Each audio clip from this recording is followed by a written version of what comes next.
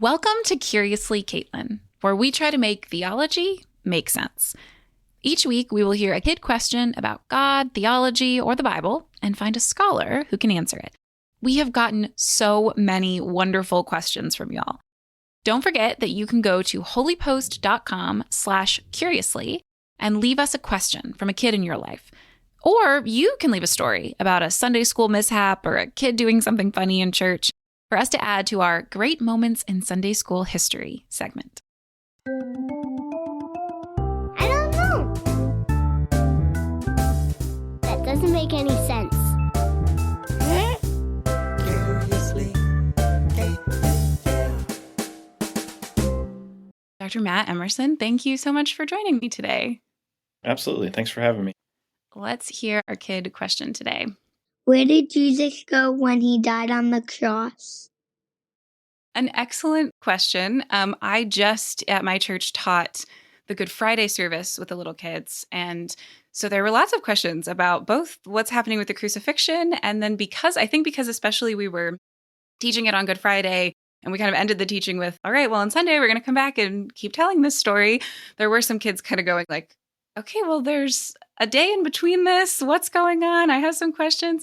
So what is your initial reaction to this question? Not just for this kid, but for people in the church in general. Where did Jesus go when he died on the cross? Yeah. Well, he went to have an Easter egg hunt like we all do on Saturday. Right? No, I'm just kidding.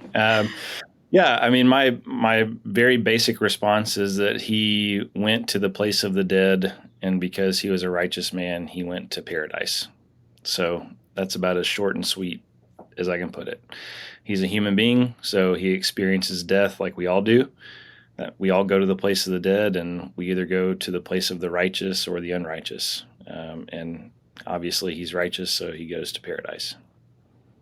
Okay, we have more questions from that.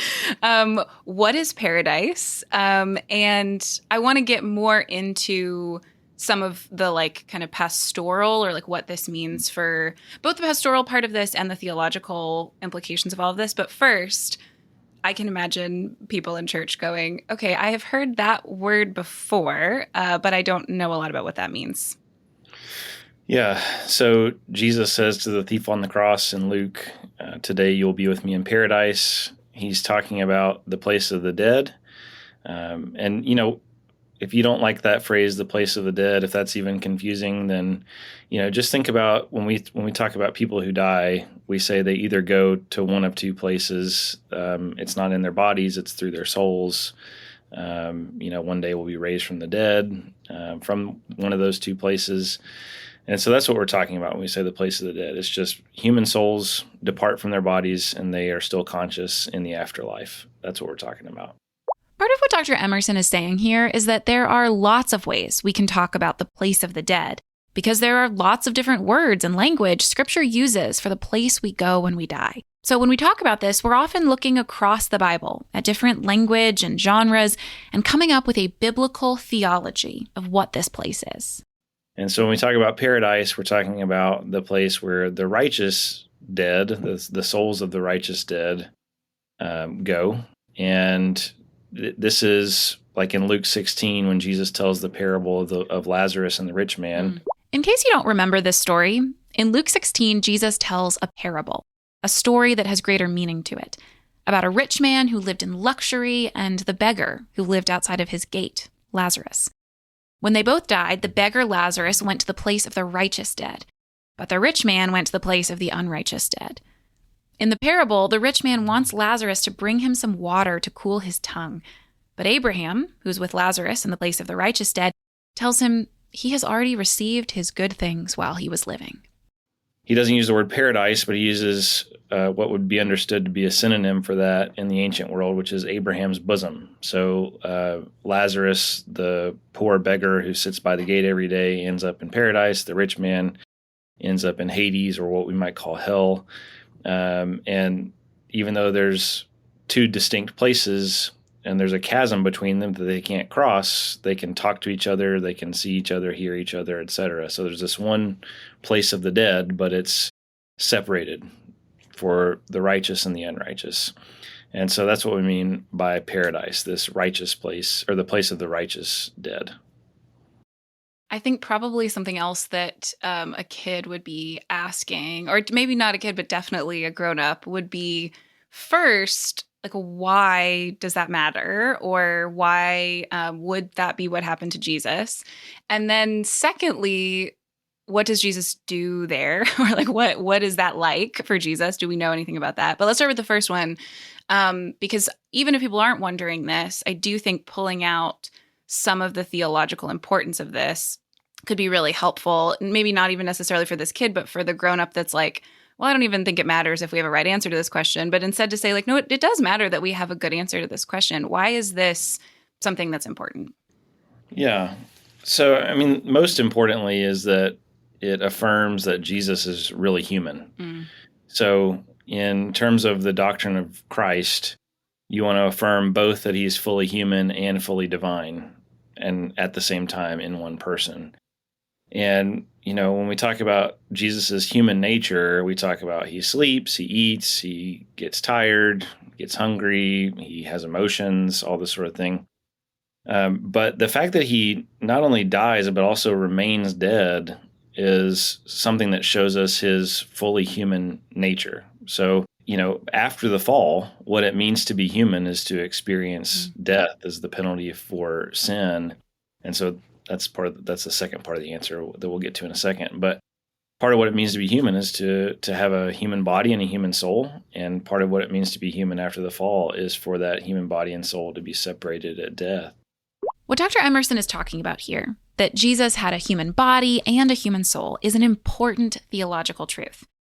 We've talked in past episodes about how Christian theology is worked out by people looking at the Bible and the world and trying out answers to their questions and sometimes getting them wrong. One early wrong answer to the question of how Jesus could be both fully human and fully divine was the heresy we now call Apollinarianism, the belief that Jesus took on a human body in the incarnation, but not a human soul or mind. Christians decided that this was wrong. And this part of the story, that Scripture says Jesus experienced not only bodily suffering, but death in the soul, including the separation of the body and the soul, is part of why we decided this was wrong. That brings us to the second importance, which is that Jesus really pays the penalty for sin, but he also experiences death, which is the penalty for sin. So, Jesus really is truly human, first of all, and he really truly experiences the penalty for death, second of all. I think building on that, he's also fully divine. So he doesn't just experience death on the cross or the state of death as just a human being. He also experiences it as God the Son in the flesh. And so those two actions are not only, and I'm going to use a big word, they're not only vicarious, that is, he's not just experiencing them with us, they're also victorious. He's experiencing them for us and to defeat our enemies of sin and death.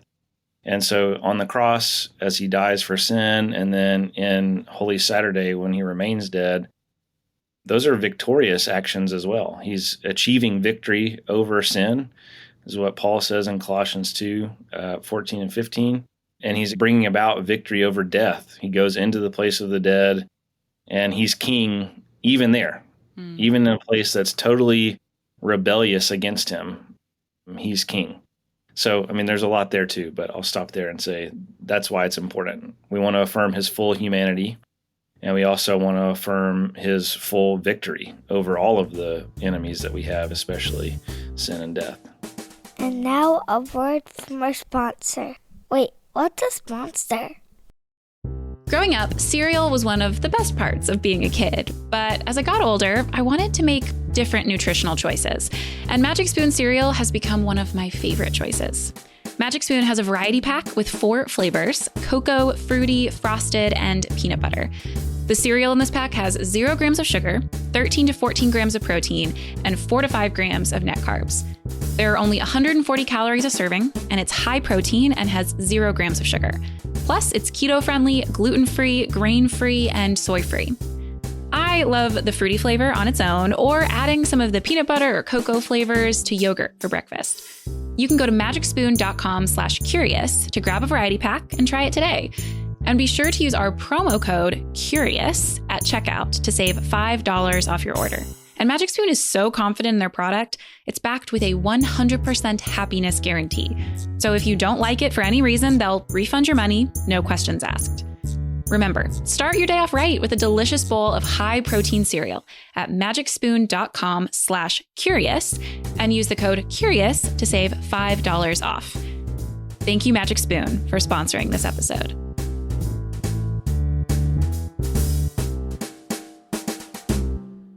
Can you talk a little bit to the people who might be nervous about this idea, this belief that Jesus went to the place of the dead because it sounds unfamiliar to them? I've heard people say, like, oh, that's a Catholic doctrine when I talk about the descent to the dead, even though, as you've said, something Christians have believed very early in the church. So first, is this a universal Christian belief that we share with our Catholic and Orthodox brothers and sisters? And then related to that, this goes back to this earlier question of what was he doing while he was there, because there are lots of opinions about that. Are there parts of this doctrine that we don't all share? Yeah, I continue to try to keep this on the level of talking to I have 5 daughters. I don't know if you're going to mention that in the intro, but they're 15, 13, 10, and twin 8-year-olds. So I'm trying to answer these questions as if I'm talking to them too. Yeah. It is a universal Christian belief up until the Reformation.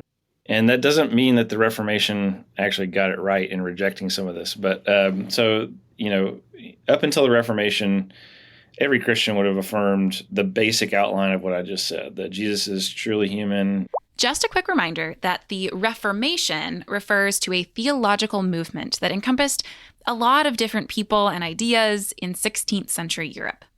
Protestant Christians today trace our history to the Reformation, when the Reformers split from the Catholic Church over a bunch of theological issues. We can get into that more in another episode.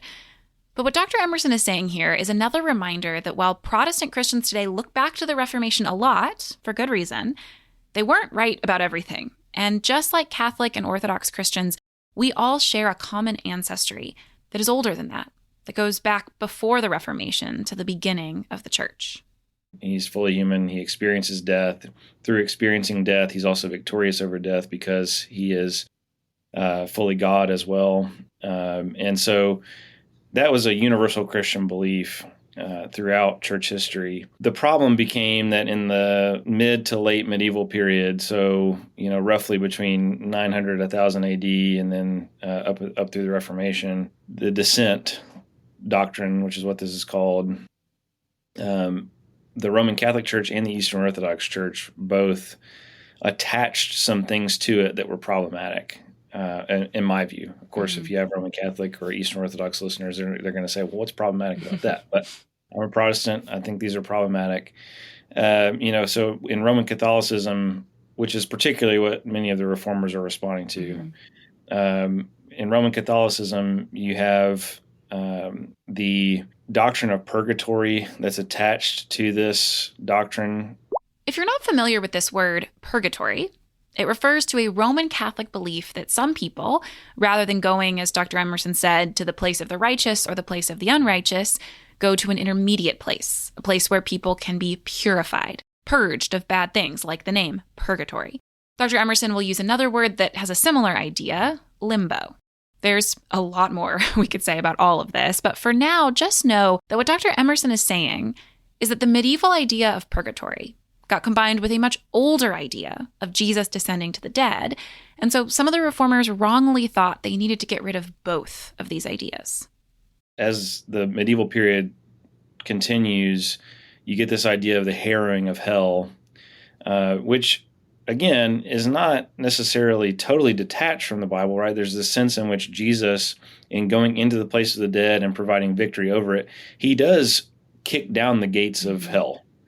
And those who are righteous, that is, those who trust in him by faith, are freed from the prison of hell. And there's even a sense in which we can say, now that Jesus has descended, risen, and ascended into heaven, the righteous dead who are with him are freed from that prison. So, I mean, there's something to that, but the problem became that in Roman Catholicism, they develop this, first of all, tiered view of hell, which you can see in Dante's Inferno, which is a great book, but it's reflective of this doctrine of hell where the first level of hell is limbo. And this is where the righteous Jews and or pagans potentially, plus infants who die in childbirth, etc., would have been.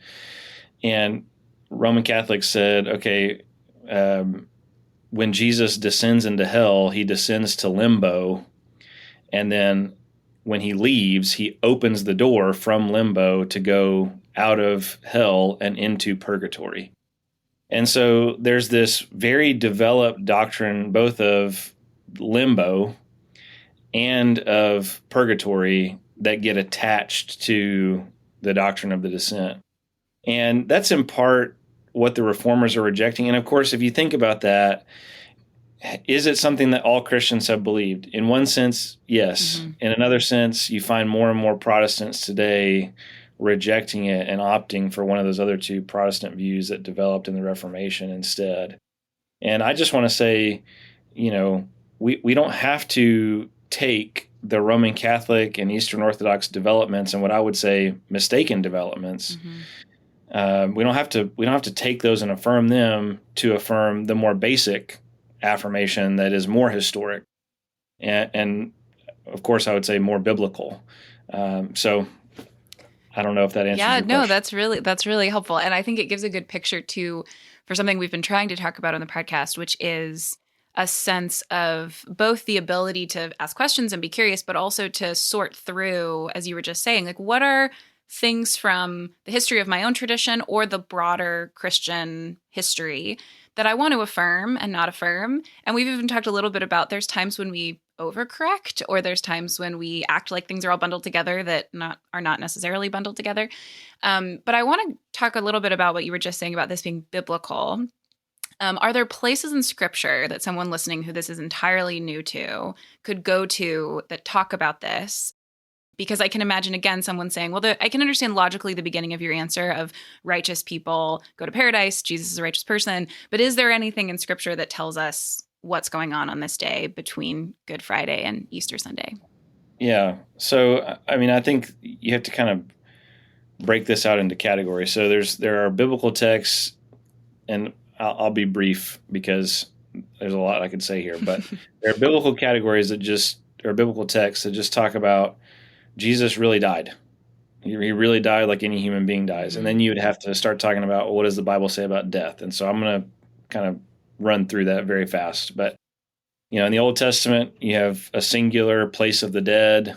All the dead go there. If you're a human being, you die, you go to the place of the dead. Over the course of God's revelation to his people, we begin to see that place is distinct in terms of there's righteous dead, unrighteous dead, that sort of thing. And so, by the time you get to, as I mentioned earlier, Luke 16, you have a very clear sense that this singular place of the dead, where all the dead are, is divided between righteous and unrighteous. And then, of course, you have Jesus saying to the thief on the cross, today, that is, right after we die, you're going to be with me in paradise, which is a very clear reference to this righteous place of the dead. So that's one way to get at how do we know that the Bible really teaches this? We don't have time to go through all those Old Testament texts, but by the time we get to Luke, the first century, this would have been clear. Other New Testament texts that affirm that Jesus really died like all humans do, and even seem to make reference to the place of the dead, would be like Peter's sermon in Acts 2. He quotes Psalm 16 and says, you won't let my body see corruption. You don't want to abandon my soul to Hades. This appears to be a very clear reference to both bodily and soulish experience of death. Romans 10, 9 and 10 make a reference to Jesus descending to the abyss, which again would have been a metaphor or a synonym, I guess I should say, a synonym for the place of the dead.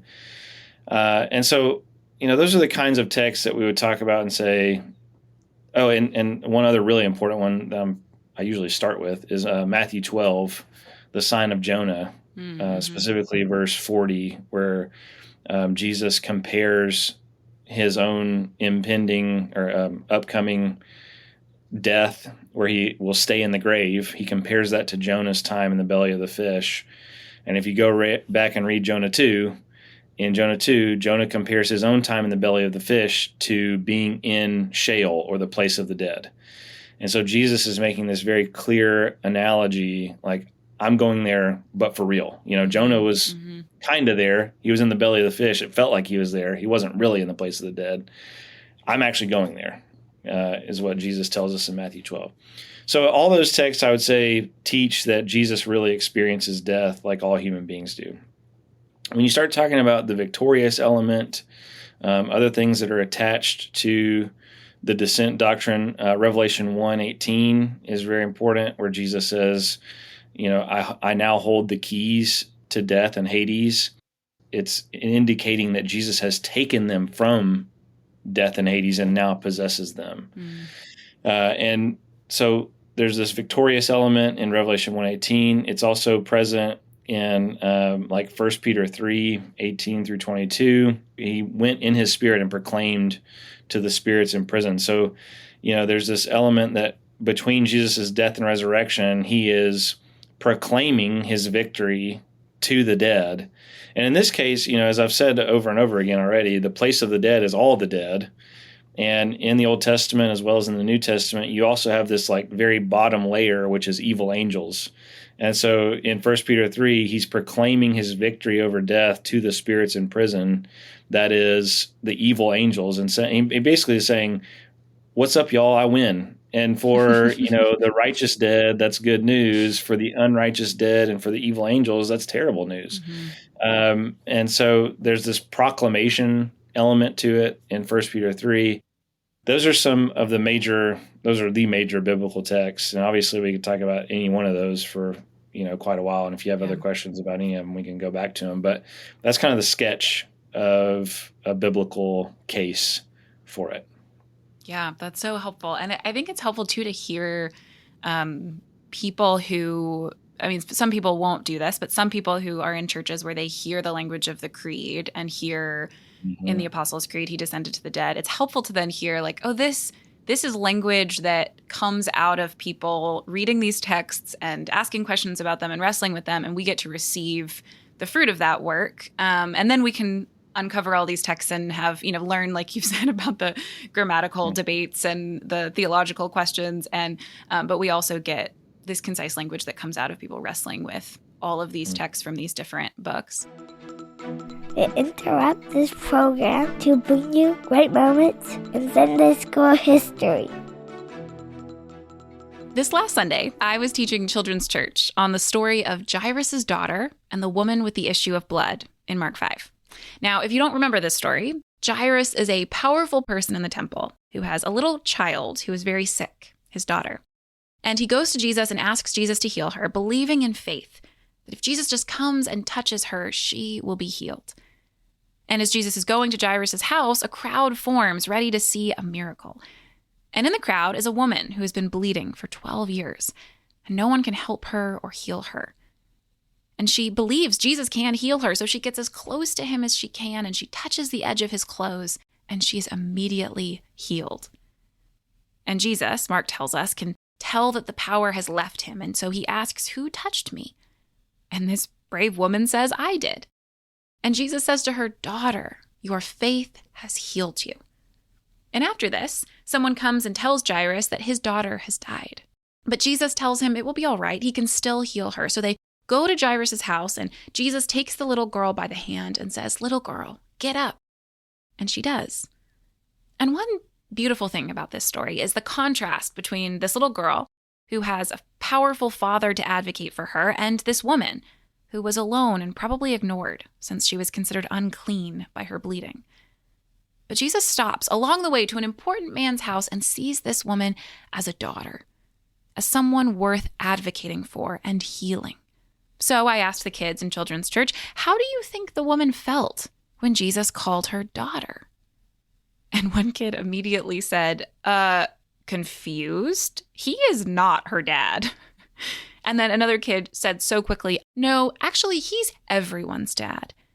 And then another kid said, no, it's God that's everyone's dad. And then another kid said, Jesus and God are the same. And just as I'm starting to get nervous about explaining Trinitarian theology to 5-year-olds when we only have a few more minutes before their parents pick them up, another kid says, Miss Kaitlyn, God the Father and Jesus and the Holy Spirit are all God, right? Yes. Sometimes it turns out they really are learning something. Before we get into what your answer to a kid would be, could you just briefly, you've mentioned this already, but tell us a little bit about maybe why this matters. It matters for our understanding of what's happening in the crucifixion. It matters for understanding of who Jesus is. But I can also imagine, and having read your book, I have read you on this, that it matters on a pastoral level for people. Can you talk a little bit about, for example, the person who might next week in church read these words in the creed, how they might think about how that might comfort them or how that might shape their understanding of themselves and their lives and their family? First of all, I like to go to Psalm 23, where the psalmist says, "Yea, though I walk through the valley of the shadow of death, you are with me." And what the doctrine of the descent affirms is that when we face death or we are facing the death of a loved one, Jesus has already, we say that he walks through the valley of the shadow of death with us because he literally has been in the valley of the shadow of death. He has actually gone to the place of the dead before us, and he's there with us now as someone who's victorious over it. And so, I think when we preach funerals or hear funerals preached or whatever, it's obviously right that our final ultimate hope is in the resurrection, right? We don't want to forget that the hope for someone who has died in Christ is that one day they will be raised with Christ. But I think the descent gives us some intermediate and not ultimate, but still, I think, present hope that not only whenever Jesus comes back, whenever that is, will we be raised with him, but also he's with us right now and has already gone through what we're about to go through, or our loved one is about to go through, or is going through right now. That's a comfort to me. I mean, I don't know about you, and I don't know about your listeners, but sometimes I think about, I could be dead for a really long time. And then I think about that, and it gives me a little bit of anxiety. Part of what Dr. Emerson is saying here is that there is some mystery about what it will be like when we die. We know that we will await the resurrection of our bodies, that it's not fulfilled what we're experiencing. But this doctrine teaches us that Jesus has experienced this already.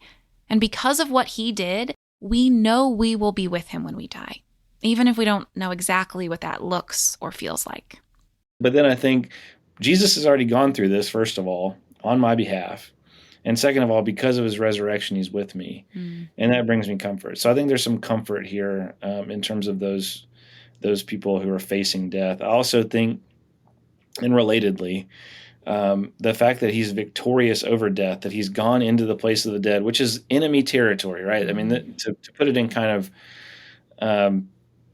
figurative terms, like this is enemy territory. This is the enemy stronghold. This is the place where he puts up shop and has his own kingdom, and Jesus has gone in there and just absolutely busted the doors down, and now he is in charge. And so, this is an enemy that we all face, but now because Jesus has gone into that place and has, because of his full divinity and also his righteous life as a human being, he's kicked the doors down, and now he's in charge of it, and death no longer has sting. And so, this is a doctrine that's intricately tied to the resurrection. So we can't really talk about one without the other. And it's also intricately tied to the cross. I mean, all three of these things are all tied together, and so I think it's really pastorally important as a way to give people comfort when they're facing death, which is a truly, frightening enemy. For all of us. But because of Jesus, because of his death, his descent, and his resurrection, it no longer holds sting or sway. Yeah. Oh, that's so helpful. Let's imagine, like I said, I had some kids on Good Friday that none of them asked this exact question, but they did have some questions along these lines. Imagine that we get out of children's church and I point one of my kids in your direction and say, that guy has an answer to your question. Where did Jesus go when he died on the cross? What would your kind of answer to a child be? Yeah, I mean, I think depending on the age of the kid, right? If they're 5, I'm going to say, well, he went to heaven, probably, because that's probably language that they understand. Yeah. And he went to heaven just like anybody who is righteous by faith goes to heaven. And Jesus is the only truly righteous person. He's the only truly good person. We are good because he's good, and he gives us his goodness when we trust in him. But he's good by himself. And so he goes to heaven. And, I think depending on the age of the kid, if they're a little bit older, then we might start getting into, the other elements that we talked about. This is the place of the dead. He's victorious over it, this sort of thing. But I'm at least going to start with he went to paradise and probably use different words than paradise. Yeah. That's really helpful. I think something along those lines is what we said in class, so that's reassuring. Dr. Emerson, thank you so much for your time today and for taking this kid question really seriously with me. Absolutely, and thanks for having me on. I became obsessed with the descent to the dead a couple summers ago when I was studying medieval art and spirituality in Italy. We saw so many beautiful mosaics or paintings of this story, of Jesus going to the realm of the dead and proclaiming his victory over death and taking the saints from across all of time out with him. There was one image that was particularly striking. It was a mosaic in a church in Torcello, Italy, a tiny island in Venice.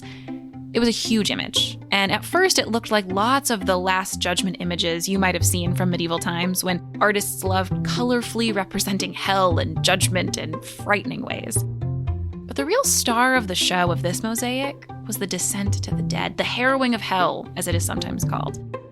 The crucifixion itself was depicted, but it was actually pretty tiny compared to this giant image of Jesus pulling Adam and Eve out of the realm of the dead, crushing the doors of hell under his feet. And in this image, just like so many others across Italy that we looked at, Jesus has grabbed Adam and Eve not by their hands, but by their wrists. Some of the images even show their hands falling limply on the other side of Jesus' hand. It's an image of total, complete grace. The people in these images aren't grabbing up for Jesus, exerting any effort themselves to get themselves saved. No, they are pulled out by the grace of God, who knocks down the gates of hell to rescue his people. As Dr. Emerson showed, Christians have some disagreements about what Jesus was doing on the day between Good Friday and Easter. We have some disagreements about how to think about what happens when people die, but we agree on this. Jesus has defeated death and sin and rescued us, and we did nothing to deserve it. He has pulled us out from our captivity to sin, grabbing our wrists when we were not strong enough to even grab his hand. Curiously Kaitlyn is a production of Holy Post Media. Produced by Mike Stralo. Editing by Seth Gorvet. Theme song by Phil Vischer. Be sure to follow us on Apple, Spotify, or wherever you get your podcasts, and leave a review so more people can discover thoughtful Christian commentary, plus cute kids, and never any butt news.